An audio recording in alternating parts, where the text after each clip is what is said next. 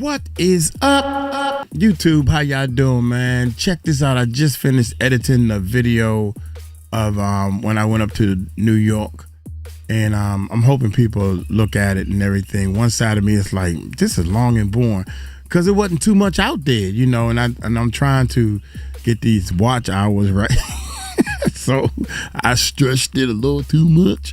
I think I stretched it too much, but it's some interesting stuff in there. So if y'all want to help Uncle Mike out, be a little patient before you skip. Hey, check it out. Also, from there on, man, I'm gonna drop some real knowledge on y'all tail, especially with business and the music industry type stuff. And I cannot believe I was a fool. Uncle Mike was a fool, because I could not.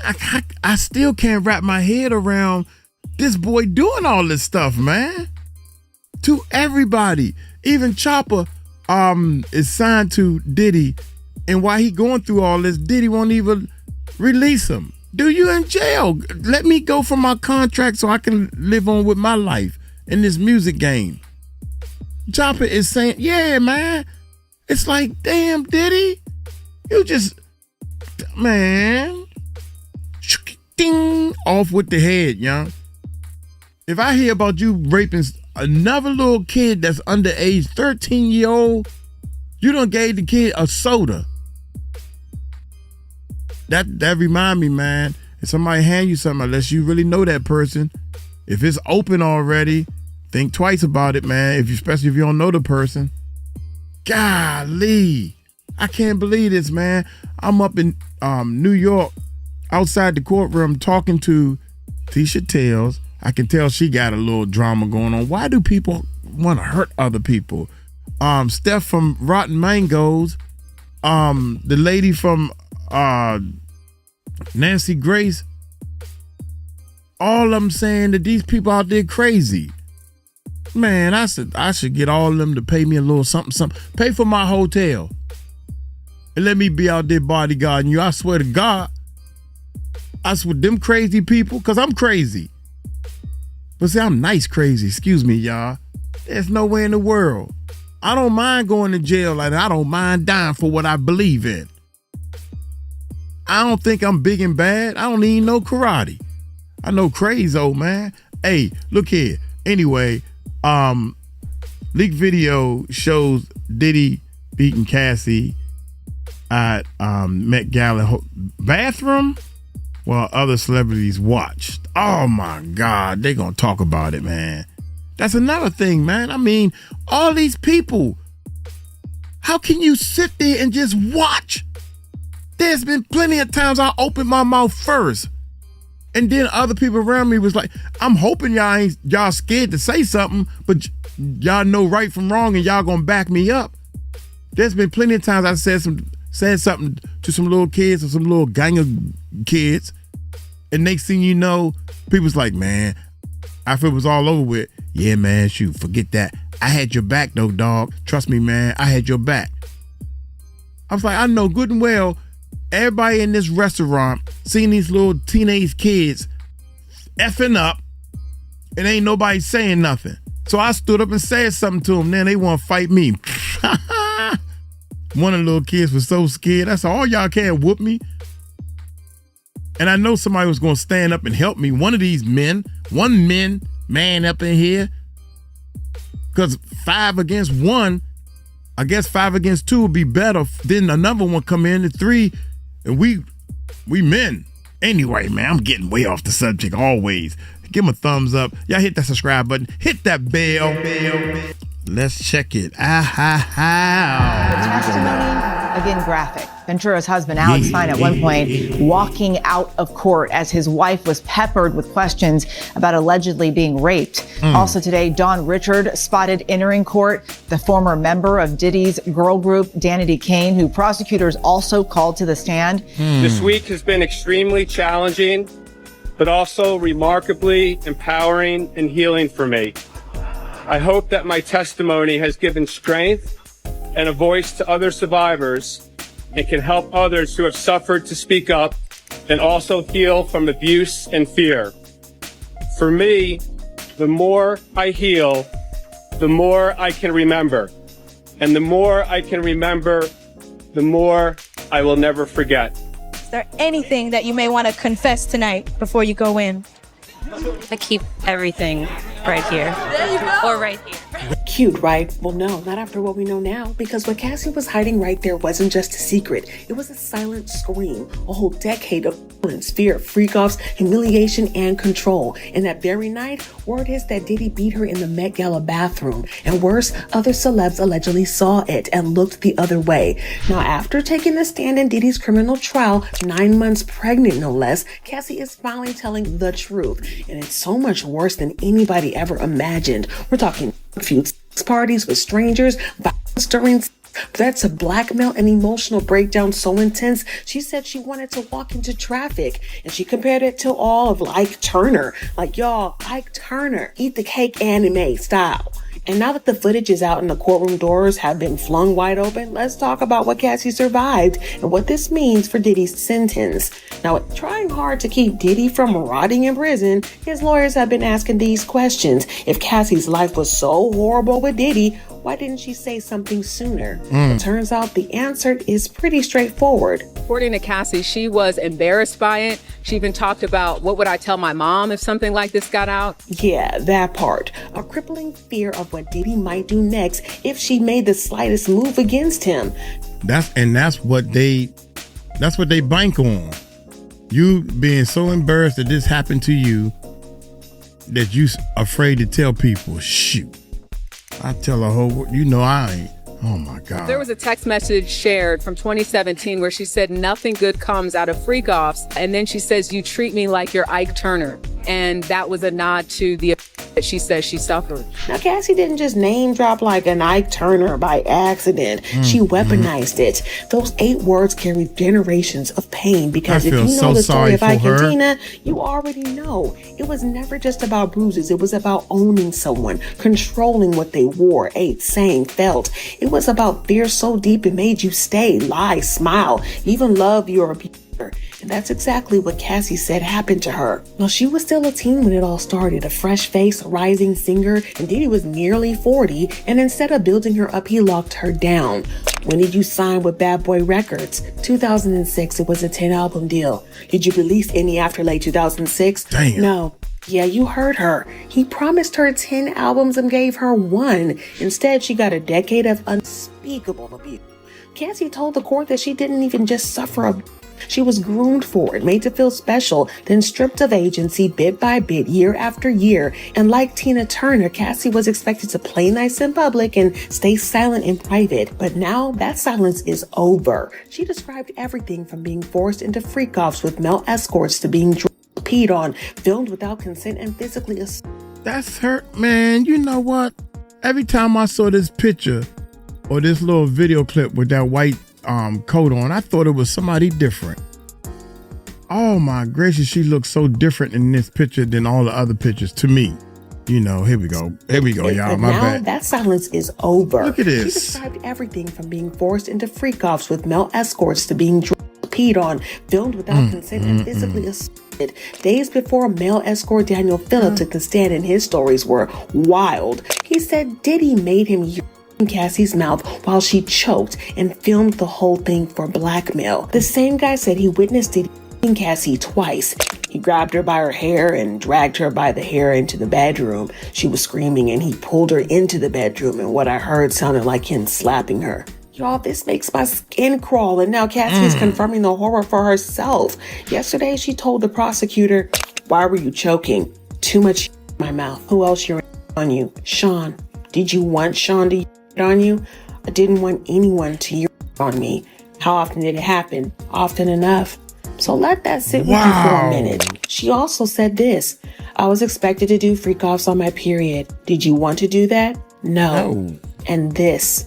Diddy's ex, Cassie Ventura, who is 9 months pregnant, was on the stand for the second day in a row. The jury was shown photos of past injuries. She also testified the freakoffs left her with sores, frequent UTIs, and stomach problems. Y'all, this wasn't just some wild nights or some kink. This was ritualistic.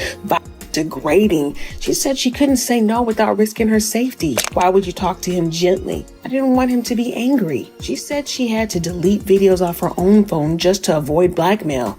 I wrote, please delete the videos off your phone. Too many people have access to your devices. He said, no iCloud, all good. Ambient kicking in. And when she finally left him, he allegedly raped her during a closure conversation on her living room floor. Just imagine how it felt for Cassie to say all of this 9 months pregnant in front of Diddy and knowing that millions would be able to hear what she had to say at this trial. And Cassie Ventura completing her testimony. She's been pretty stoic, but this afternoon she broke down in tears.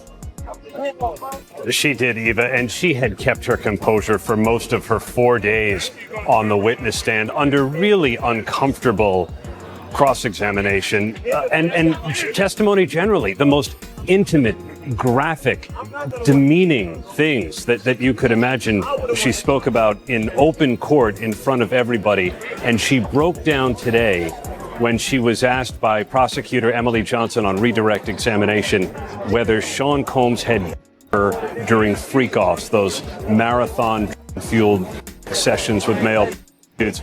Her tears had others in tears, but the quote that shook most people was the one that made this more than a money thing. It was this statement. I would give the money back because I would have agency and autonomy, and I wouldn't have to work so hard to get those things back. She meant that $20 million that Diddy gave her to settle her lawsuit. She would give it all back just to have her freedom. Because that isn't just heartbreak. That's a woman screaming to be free. And that's exactly why her Ike Turner text was played in court. Because freedom, that's exactly what Tina Turner fought for too. She once said, I felt obligated to stay there and I was afraid. I didn't want to hurt him, and after he beat me up, I was just sitting there all bruised and torn, and all of a sudden, I'm feeling sorry for him. Maybe I was brainwashed. And Cassie, she told the court she often blamed herself for what happened. She took the shame, she covered up in bruises, she smiled when she wanted to disappear, and she was living a double life, one that the public adored and one that the mirror could barely recognize. I felt like an object being heavily objectified by men. Cassie was reliving trauma so intense her own husband had to walk out when she spoke about being Prosecutors claiming the defense dragging it out, trying to force a mistrial. The testimony, again, graphic. Ventura's husband, Alex Fine, at one point walking out of court as his wife was peppered with questions about allegedly being. Also today, Dawn Richard spotted entering court, the former member of Diddy's girl group, Danny Kane, who prosecutors also called to the stand. She didn't have to testify. She already got a $20 million settlement, but she showed up anyway, 9 months pregnant, because she wanted to get her agency back. But she didn't know that the real storm was on its way, because just as her courtroom testimony was starting to fade from the trending page, the 2018 Met Gala interview dropped, and suddenly it wasn't just Cassie testifying. It was real life footage. It was her face. It was the moment everyone missed, now playing back in 4K clarity. And it was about to blow the lid off of everything. The Met Gala is supposed to be fashion's most exclusive night, but in 2018, something else showed up behind the scenes, something no one dared to talk about. Anything that you may want to confess tonight before you go in. I keep everything right here. There you go. Or right here. There you go. At the time, folks thought it was just a coy, cute, maybe mysterious Cassie. But now, it feels like a code, a message, a woman blinking in Morse, hoping anyone might read between the seams of her custom designer gown and help her. Because behind that fashion and the flashbulbs, Cassie says she was being controlled, humiliated, and beaten every single day. And that very night, according to multiple sources and whispers in the industry, Cassie was allegedly by Diddy in a Met Gala bathroom with other celebrities present, and they did nothing. See, the thing about like Diddy is that they don't just hurt you in private. They do it in rooms full of people who are too scared to speak up.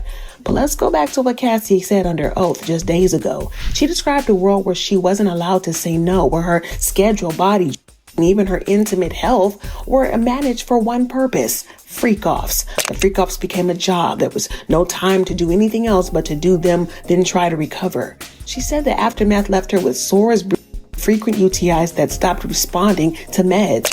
Were the UTIs painful? Yes, very. Antibacterials didn't work anymore. How did it feel during freakoffs? burning. I would not advise it. And she wasn't just made to participate. She was allegedly filmed, recorded, and threatened with blackmail if she ever stepped out of line. One time I was dating someone else and he threatened to release the freak-off videos. I'd have to answer to my mother. It's horrible and disgusting. No one should do that to anyone. What did Sean say the impact would be?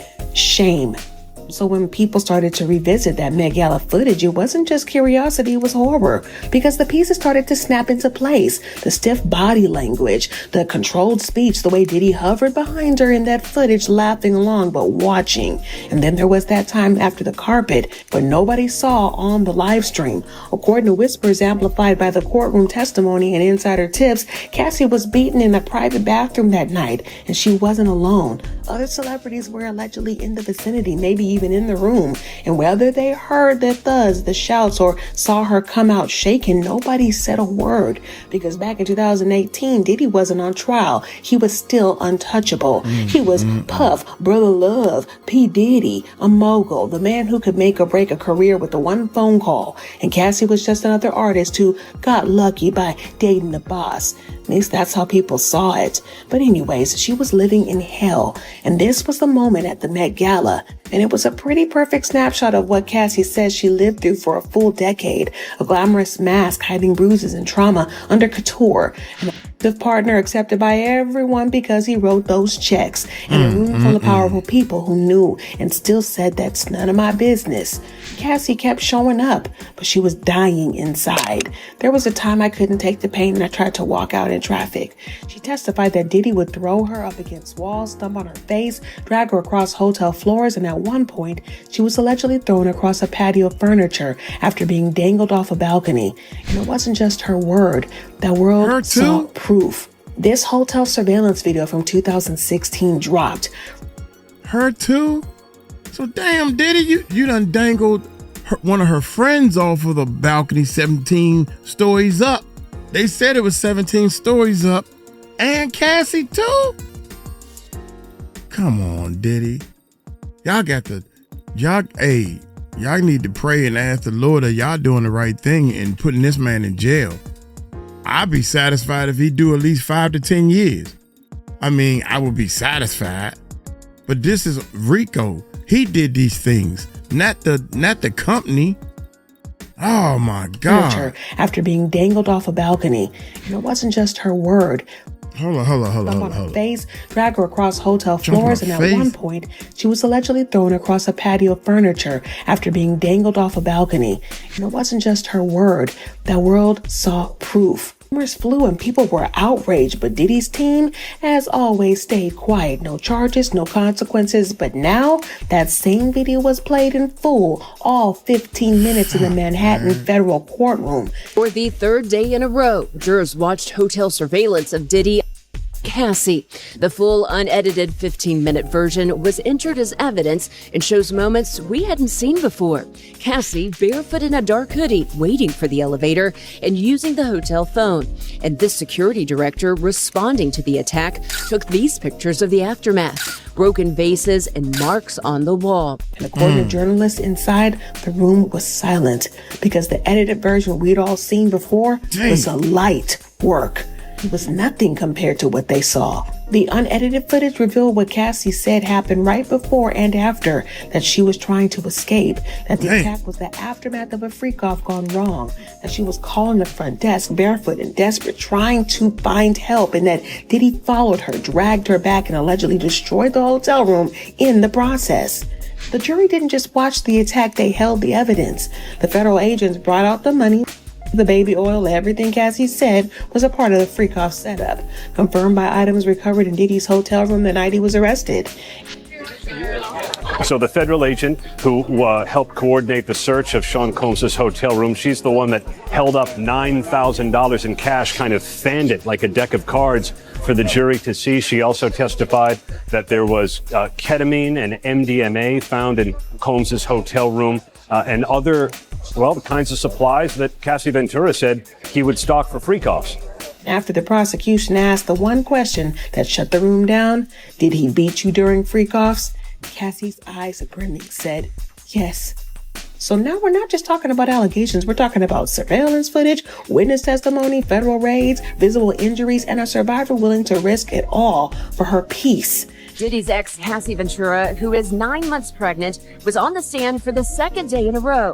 The jury was shown photos of past injuries.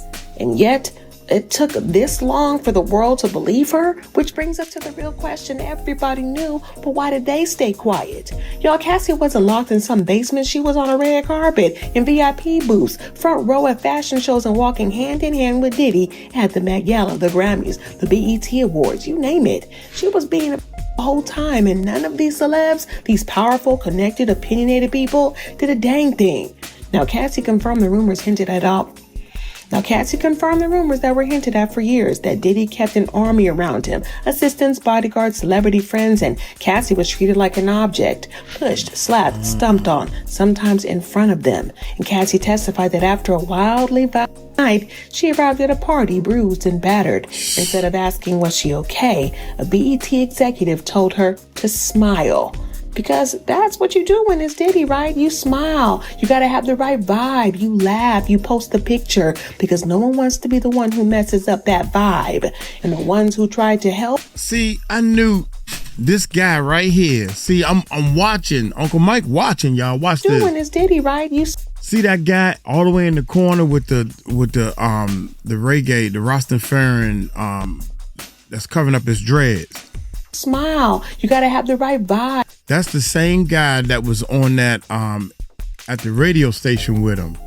So yeah, man, I'm waiting to the end. Laugh. I'm you waiting post to the end. Picture, because no one wants to be the one who messes up that vibe. And the ones who tried to help, they either got shut out or shut up. One time, even after being beaten, Cassie called Scott Mescudi, Kid Cudi, for help. And this was Diddy's reaction in Cassie's own words. Sean said he wanted Scott's friends to see Scott's car blown up. Yes, you heard that. Cassie's ex-boyfriend's car was blown up after she went to him for help. And if that sounds like some movie plot, well, that's how Diddy allegedly operated, with money, fear, and power. Daniel Phillips, the male escort who testified just days ago, said the same thing when the defense asked him why he didn't speak up. My thoughts were that this was someone with unlimited power, and chances are that even if I did go to the police, I might still lose my life. And even for those who weren't directly threatened by Diddy and an industry that runs on image, who's gonna speak up when the man holding the checkbook? Now let's talk about Danity Kane's own Dawn Richard for a minute, because she was called to testify, a former artist under Diddy. And just like Cassie, she filed her own lawsuit in 2023, accusing him of abuse and exploitation. Danity Kane, did Diddy you when he was your producer? Did you see Cassie? Excuse me. Were you able to see Cassie? Did Cassie get... Dawn worked with Cassie for years and watched it all unfold. Now she's not holding back anymore.